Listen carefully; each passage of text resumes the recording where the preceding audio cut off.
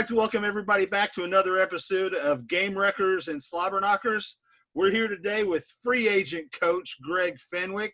I've coached, just so everybody knows, I've coached with Greg now for the past 4 years, and we're both now on the market. We're up for the highest bidder. So Greg's going to talk a little bit about outside linebacker playing the 3-4 because he's had the pleasure of coaching some really good ones here lately here at Xenia. So, Coach, welcome. Thank you. Glad to be here. Tell us a little bit about yourself. Where have you been? Where have you played? And any systems that you've coached in? So high school, played at Greenon High School, proud Knight alumni. Went to Bluffton University, played 3 years at Bluffton University as a left guard. And then got into coaching, was a volunteer assistant, so sort of like an assistant's assistant at Northwestern High School my first year. Coach Stevens helped me get on with Coach Smitherman at Stebbins after that year because he didn't have a paid spot for me, so he really went out of his way and helped me out through MVFCA. Got me on with Coach Smitherman at Stebbins. I coached 2 years offensive line for him, and then went to Greenon with Coach Miller Sr., coached a year with him at Greenon, and then coached 3 more with Coach Kevin Ferguson at Greenon. Running the offense over there, coached, when you've got like 5 guys, you coach everything. So coached offense, coached defense, and then came over and been at Xenia for the last 4 years, coaching D-line, outside linebackers, and then calling the defense at Xenia. So I have, in the last 11 years, I have coached quarterbacks, running backs, O-line, outside linebackers, D-line, some middle linebacker. The one thing that I haven't spent a lot of time hands-on with is secondary. But even then, a lot of secondary experience with that. I've coached with a couple of great secondary coaches these last few years between Tony and Derek and Trace. So picked up a ton of information there. Yeah. You know what? Here's what I think: as a guy who's been coaching 29 years, you're a young guy. To me, you're a young guy, right? So, but for you to have all these experiences where you've coached both sides of the ball already, you've coordinated on both sides of the ball, you've coached everything but the DBs. But I think what you just said, you've had enough exposure to good DB coaches that if you get picked up and somebody wants you to coach DBs, I don't think you're going to be out of the water because I think, one, I've seen you have a willingness to learn and, you just want to get out there and coach your kids up. So that's awesome to see out of young guys. And like I said, I wish more young guys would do those kinds of things because don't get pigeonholed into one spot. Yeah. And don't get pigeonholed into one side because to be frankly honest, coming out of college, and high school, coming out of college, all that, I always thought I was an offensive guy, and I've had way more fun on the defensive side of the ball these last 4 years than I ever had coaching offense. That is true. Well, hey, Coach, how did the COVID this year? Everybody in America. I talked to a guy the other night from Illinois. They haven't even played yet. They're hoping to play starting in January. How did COVID affect your coaching this year? I was a lot less hands-on. I've always been in there kind of down in the trenches, in the drills with the guys and all that kind of stuff. Still did a little bit of that, used way more dummies, way more pads, way more instruction where I had the guys being, the blocker or doing those walkthrough parts of the drills where I would have done that in the past. But, the one place I really didn't give that up was my pass rush drills because at best, those guys are safeties and receivers or middle linebacker types, and they don't know how to block to save their lives. So, just helping those guys out and doing that kind of stuff, giving them a good look. But even then, I just put my mask on, made sure that I wasn't within, 6 feet of guys for more than the allotted time. And it was different. It made me stay on top of my schedule, with the OHSAA and the timing recommendations and all that. getting kids from station to station, getting them apart for water breaks, making sure that they were staying apart when they were not actively participating in a drill. If I never say 6 feet ever again in my life, it'll be too soon. I felt like that's all we ever did was like 6 feet. 6 feet. You know, and I'm getting ready to start indoor track, and I have a feeling I'm just going to be yelling it all over again. I just got, you know, the email indoor track starts tomorrow. So, well, hey, at least, you know, we talked, some of us that were in Columbus for a meeting on Friday, and, you know, we were just thankful we got through the season. Like, yes. Even if you didn't get to the state championship, which everybody always wants to get state championship. Right. But, you know, it was like, we got a season in. When we started August 1, we weren't told we were playing yet. We were practicing for free. I mean, we were what, 2 weeks in when we still didn't know, and we're going, are we wasting our time? Is this really going to happen? Right. Are they going to shut us down? But you know what? I was real proud. We made it 10 weeks plus preseason. So you figure 14 weeks or so. Right. If you count July and lifting and all that, 18 weeks. And we didn't have to shut down. We didn't have those kids that had to go quarantine, where we lost significant chunks of the team and that kind of thing. And so was just really happy because as much of a fight as it was, I thought our kids really responded well to what we were asking of them and what we asked them to do. Oh, absolutely. Absolutely. And you know, like I said, I thought you did a great job of making sure we were staying on that schedule. Cause you know, sometimes coaches, all of us, we're going to run over. I mean, it is those like, dang offensive guys. Well, I'm not going to throw offensive guys under the bus completely, but yeah, them. But you know, there's still times when, you know, I'm down there doing key drill and I need 3 more reps. I need to get these last 3 guys on key drill and things like that. So, hey, Coach, you know, you were part of a staff that was the first to make playoffs in school history. Has that ever happened to you before in any of your other coaching stops? You were the first to do something. No. I don't know. We may have been the first to go like 0-30. I don't know that had been done before. Right. Well, yeah, Springfield North was 0-33 before I got there as a player. I just needed that particular stop. We, you know, but that was a tough situation where like one year we had 18 kids. And you know, when you're coaching against teams that are trotting out 50 and you've got 18, and it's truly plug and play. Like, you know, this kid maybe is a JV kid, but he's getting significant reps on Friday. And then how do you keep him? How do you do that? But no, I've been a part of something special these last few years. Not only in terms of some of the kids that we've had and just freak athletes that I've gotten to coach. And there's no better way to describe some of those dudes than just freak athletes, because they've done things that physically they don't look like they could have done. But part of that was that staff that we had, and just the ability to not only pregame, and get all of the necessary things covered during the week with the kids so that they knew what they were seeing. But that ability to make in-game adjustments and do some stuff on the fly. And I thought really, I know this year wasn't our best year, but I thought in terms of in-game adjustments, it was by far our best year. Defensively, we were throwing stuff at people mid-game and it just stuck, and then we were using it, and you know, it was a lot of fun. Necessity is the mother of invention, man. It was a lot of fun. Some of those, you know, just physically seeing the look on the quarterback's face as all of a sudden there's dudes just all over the place where they shouldn't be, and just paralyzing guys for a series, 2 series, 3 series, whatever the case may have been. I think some of that is because it's one of the things the odd front allows you to do. And you talked about it. You get to coach the freaks.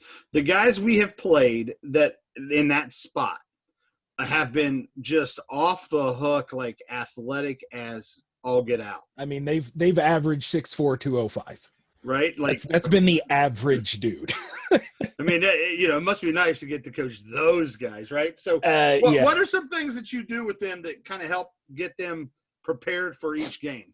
So we go through, and one of the things I do is I go through and I look at what are the concepts that they are going to see most, because we are reading our keys, whether that's the end man on the line of scrimmage, the fullback, the tailback, the quarterback, whatever it may be that week. Part of my preparation is going through and figuring out who my guys can look at to be the most successful, because really that outside spot is a read and react spot. And if you're a slow processor, it's not a great place for you to be, because things change in a split second. And you got to know whether the guy's reach blocking you or kicking you out, or if it's a pass or a run. So the first thing I would start and I would do is I would take those guys and we would walk through, these are the plays you're going to see most often. And we would walk through what to do against each of those scenarios and situations. So if we're playing a power team that week, we are spending a lot of time covering step down, wrong arm, or step down, blow up the fullback, or whatever the case may be against that particular team. If we're playing a pass happy team, then the first thing we're covering is we're going back over our pass rush stuff, going back over our coverage responsibilities. If we're playing a team that's a zone team, going over our zone read responsibilities and what to do. So really just taking those guys and getting them where they need to be for that particular scheme that week is the first thing we do. After we cover that, then we would go through and we would cover, those sort of trick plays. Everybody's got the counter or the screen or the third, I call it the 3rd and 10 play with my guys. Right. When it's 3rd and 10, here comes the counter, here comes the screen, here comes the draw, whatever the case may be. Cover those plays with them. And really, when you do that, everything else is just go out there, look at what they're doing, and have a little bit of fun playing football. Right. And, I think your guys have had the ability to just turn loose and play where it's, you're taking advantage of their tools. Like, they're usually the most athletic guys on our team. And I think that more teams are starting to find ways to do that with their guys. So, like, if you look at the Steelers, and like Bud Dupree, like, where's that guy ever coming from? Like, is he going to come off the edge? Like, if I'm playing quarterback, I'm like, hey, somebody better find that dude. Yeah. Because that guy is going to come from somewhere where he doesn't belong, and I'm going to get whacked. Yeah. And I thought you did a great job with your guys doing that. What's kind of like your favorite drill? Like, what's your favorite run drill to do with them? What's your favorite pass drill to do with them? So my favorite run drill, and it's the simplest thing in the world, but it's just our read drill. It's just getting a guy and getting them. So I've said, the whole time, and I've talked with my guys, our position is the easiest, but it's also the one that we ask guys to do the most. Right. Yep. Because they have to be able to stop the run, drop into pass coverage, rush the quarterback, pursue from the backside, pursue over the top, sit and fight. Be chasing somebody down and catch the back flaring past you, right? I mean, you're chasing the quarterback, and all of a sudden all of a sudden you see a back, and you got to put the brakes on and go back for it. So our read drill, where there's only a few basic types of blocks, really, that the offense can throw at you. And, what I call the base block, where they are just straight up hands in your chest trying to drive you out of there. The down block, where the guy is going away from you. The reach block, the pass block, the pull block, and the kick out. And those are really, we work on recognizing those blocks and our stimulus response to those blocks every single day. And it may change from team to team, because not all teams use all of those blocks where my guys have to see it. But that is probably my favorite run drill. And then my favorite pass rush drill is just the simple, I bust out the rush hoop and we work our moves and get a rush and get a lean and finish through a cone, or finish through a bag to work on getting that burst off of the corner. Because one of the things that I talk with my guys a lot about in pass rush is have a plan. know what you're going to do. Because if you just go out there and you're just running, when the guy goes to block you, you're going to get caught and you're going to be flat-footed and you're going to get stuck between moves, and that's going to be the end of it. No, going into the game through film prep, is he going to try to overset a speed rush? Is he going to short set and I'm going to get to speed rush? And I tell him, go in. Okay. Because my guys have been so fast these past few years. Go beat him off the edge with speed, use your swipe, get around him, see what happens the next play. If he oversets you, cut inside. If he's still not going to get back fast enough, continue to blow by him until he does. And if he's on his heels, I've had a couple of guys, John Zell Gray in particular, where he could go right down the middle of a guy. And so when that guy gets on his heels, you put your hand in his chest and run straight through his face. And not everybody has that combination of tools, but you can do something. Typically I would have my guys, as they got older, pick a move and kind of stick with that move, get really good at one or two. And it's different for everybody. Some of those guys were better at a stab arm. Some of those guys were better at a swipe. Some were better at the Ohio State 3 count. And so I would allow them to start repping that particular move more and more and more in practice so that they got comfortable throwing it. Good. Hey, when you're talking about, having different skill sets, and today seems like everybody runs the spread, but you're still going to see those teams line up tight end. Do you look for a different guy to play the tight end side if there is one, or is it just they're in a perfect world? No, but the fact is there are some guys who are better playing against those big blockers. It depends on what the team does, because some of those guys we played put a tight end there so they could run away from it.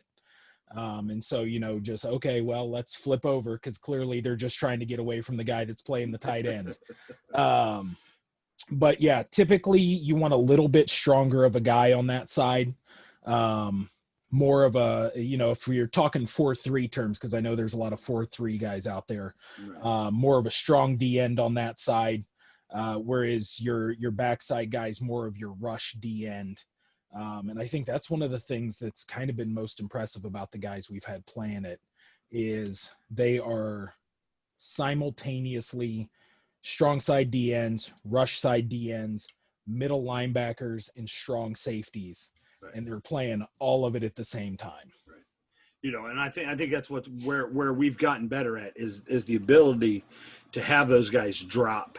Maybe not our first year. I don't think those guys were ready to be able to be on the line and drop it. But now that the kids have been through the system, they can now line up there, look like they're coming. All of a sudden they're bailing, and the quarterback's got the ball holding for a second, and he gets whacked. Or we, there were even a few times this year, and especially in that playoff game, where I lined them out over number 2 or number 3, and the quarterback looks away to check the single receiver side because that's where he kind of wants to go anyway. And all of a sudden, the guy on the single receiver side's dropping. The guy on the number 2 is now coming. And there's a lot of indecision that can be created there. And we have to, coaches have to remember that, you're not seeing, we've seen some good quarterbacks, but, we're not seeing Trevor Lawrence and Justin Fields. These are 16, 17-year-old kids. They're going to mess it up. That quarterback's going to be like, and throw it, When I've talked with some guys about this, that is one of the maxims that Trace always had that will stick with me forever is, at any point in time, there are 10 good quarterbacks in the state of Ohio, and we're probably not playing one of them. Right. So, true. It's true. A defensive guy. My philosophy has always been, if you're going to beat me, you're going to have to beat me through the air. We're not going to let you beat us on the ground. Right. And very few times in 4 years did somebody just out muscle us on the ground. Right. And one of those dudes is playing at Northwestern right now. So that one is what it is. Right. I take it with a grain of salt. That is true. All right, Coach. Hey, are there any offenses that you like, man, when you see him coming up on the schedule, like, man, we got to defend that? Is Is there an offense that does that to you? I know everybody says wing T, or not wing T, triple option. They're the same thing. I know that those there. I'll start the Twitter war right now. They're the same thing, folks. You're running the same plays, just different versions of them. Everybody says triple option, but that has not been one for me just because we were running it and we saw it every day in practice and our kids were used to it. So they kind of actually would start licking their chops when they would see an option team. Like, we do this every day. I know this one. We get to go ones versus ones this week? Okay. Solid wing T teams that give you both the front and backside that hold all your guys, that disguise their motion and are really fast with their sleight of hands, are rough to defend. I think the biggest thing a lot of the wing T teams get into is they don't have their series. It's a system of football when you're running it. And so what happens is a lot of times they get into it year 1, year 2, and they're running 1-2 plays, and it's very formation dependent. It's very motion dependent, and you can kind of just tee off on those guys. But when they get rolling and it's a Chinese fire drill in the backfield, it can be trouble for defenders. Everybody runs spread, and I know spread guys like to pretend they're all running different stuff, kind of like the wing T and the triple guys like to pretend they're running different stuff. But inside zone is inside zone. I don't care if you call it inside zone or duo. Right. It's still inside zone. Outside zone is outside zone. I don't care if you're calling it stretch or whatever. Wide zone's the new one. I saw that one. Wide zone. Yeah, it's outside zone. It's Izzy and Ozzy as I learned them. Right. Exactly. Power is power. I don't care how many jet motions and pass plays you put with it. You're running power. The one, is the odd front guy, the one that gave us a lot of fits, and I had to have us spend a lot of time working on. Thanks, Eaton. Was the backside where they would kick out the D tackle. The fold block. The backside fold block. Yes, that's probably the one that every time I would see a team running that, I would just throw something and then get back to figuring out how to stop it. Going back to what you talked about with wing T teams, and I'm with you. If you're not running the series, don't dabble in it. No, it's like people who now that I've coached in the triple option system, don't dabble in it. Either run it or don't. And it's not even the people that dabble in the series. It's people that dabble in the series. If your main play isn't buck, don't run buck, period. Unless you're going to run it 20 times a game, do not run it.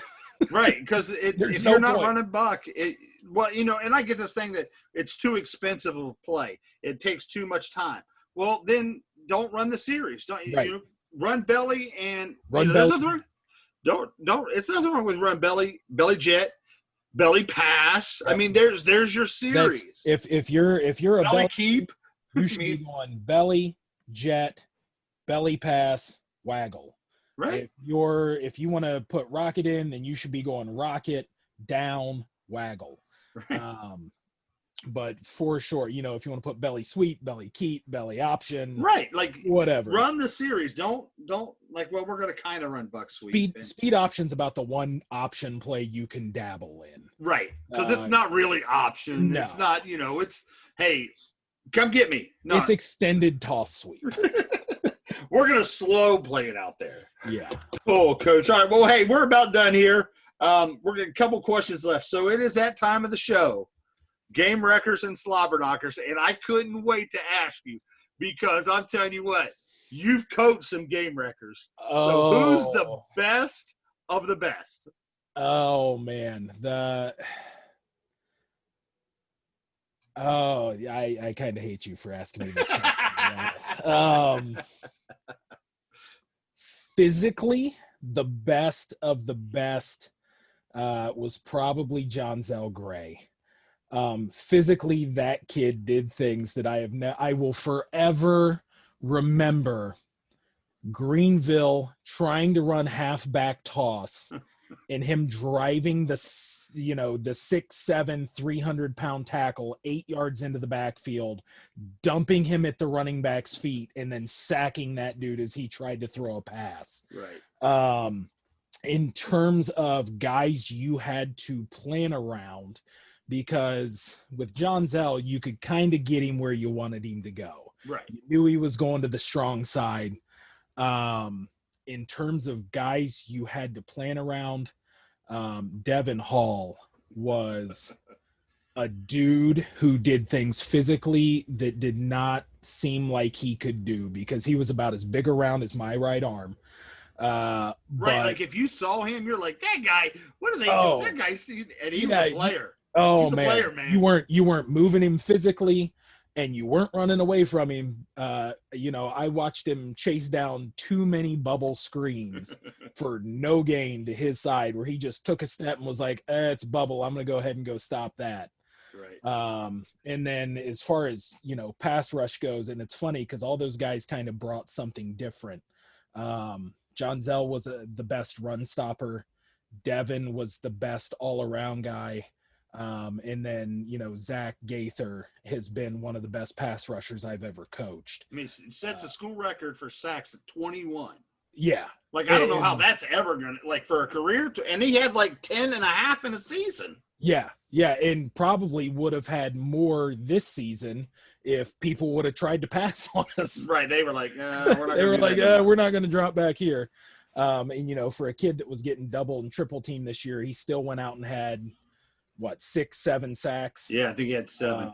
And he was getting doubled on almost every play. He was just – him and John Zell both made some quarterbacks make some life choices. Right. John Zell hit the one kid so hard that I don't think he ever played football again. All right. Well, I know he didn't play against us. He didn't play against us the rest of that game and or the next year. And what's funny about that is, it may not be a politically correct term, but I thought John Zell was the bully of the group. Like, he was just going to I'm going to physically impose my will on you. Yep. And guys were like, the hit on the kid from the quarterback at Beaver Creek. I thought for sure we were going to get the sheriff office in our coach's office the next morning, because that was child abuse. Yes. I mean, and it was a legal hit. He just did everything right, and that kid was shoulder pad to chest, and it was.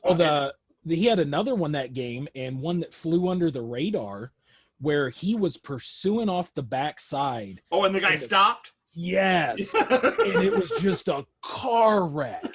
Yes. He wasn't going around anybody ever. Well, and then, Devin, like you said, Devin was the technician. He did it all. Yeah. And then Zach was the freak. Yep. Zach would just all of a sudden, oh, he ain't got, whoa, hey, that was really quick. That interception against Butler this year, oh, where he tips it and is just turned around. I have no idea how he caught the ball, tipped it to himself, and then tried to take off. And then he had his second. Then he almost had the third. Yeah, he should have had the third. He dropped it. I was talking to the coach from Butler on Friday, and he goes, "I'm glad that kid's graduating." Hey, there's a lot of that quarterback from Franklin and the quarterback from Beaver Creek are probably glad too. All right, Coach. So now we may have already talked about, what's your biggest slobber knocker hit that you've ever seen or coached? Oh, there, like I said, the hits John Zell had. Zach had a couple where he came off the backside, and I will forever remember that one against Beaver Creek and the one against Franklin, where he came off the backside and just blindsided those guys. You feel bad. You feel bad, like, man, that kid's mom's going to be mad at us. I thought somebody was calling the police. There was abuse. There was child abuse on the field. But yeah, and then shout out to Isaiah Hoyt too. He came downhill in our playoff game last year, and on that tailback. Oh yeah. My goodness, that was the one that probably sounded the best. And I don't know if it's because it was the closest But that was a just absolute car crash between those two dudes. Absolutely. All right, Coach. Well, hey, we're wrapping up here, and it's time for me to fire a little pressure on you. A little bit more than the Gamewreckers and Slobberknockers. It's called Bring in the House. Okay. 5 questions, immediate response, no explanation. Favorite college football player of all time? Charles Woodson. Ooh, should have figured Michigan guy. The most underrated stat in football. Most underrated stat in football? Pursuit, 5 to the ball. Absolutely. Favorite NFL defense of all time? That Baltimore Ravens, Ed Reed, Ray Lewis. Oh, yeah. That 2000? Yeah. 2000 squad? That early 2000s Baltimore Ravens defense with and I will tell you, close runner-up to the Pete Carroll Legion of Boom. Oh, yeah. Man, those guys with Ed Reed and Ray Lewis were ridiculous. God, yeah. You're talking about feeling bad. Like, there's another group you feel like, who's got to face those dudes? The clip of Pat McAfee talking about the Troy Polamalu right thing when the guy says, Troy Polamalu you feared, but Ed Reed, not so much. He's like, no, I feared Ed Reed. E.D. Reed, boy, best safety you ever seen, boy. All right, now here's the other 2 I want to hear your answers on. Okay. Who's the best Avenger? The best Avenger, by far, the Hulk. Oh. I'm a Hulk guy. Shout out Captain America. I do love Captain America. But when you're going wave 1 Avengers, Hulk all the way. All right. NWA Ric Flair or WWE Ric Flair? Oh, NWA. Yes, old school. Kiss, I'm so glad. Dealing. And that's the thing. A lot of people don't realize Flair in WWE had a short run early 90s, but I mean, all the stuff you remember from his career outside of the Shawn Michaels retirement match was NWA WCW. Right. That's when Ric Flair was Ric Flair. That's when he was the Nature Boy. I've spent more money on spilled liquor in bars up and down this coast than you made in the last year. Coach, this has been a blast. I appreciate you coming on here. Thanks for having me on. Hey, you're gonna end up somewhere great. I'm sure of it. And they're gonna get a heck of a coach. And like I said, I appreciate you being on here, brother. Well, thank you. I appreciate you having me on, and I'll be in touch. Hey, coaches, appreciate you tuning in to this episode of Gamewreckers and Slobberknockers, and we'll see you down the road.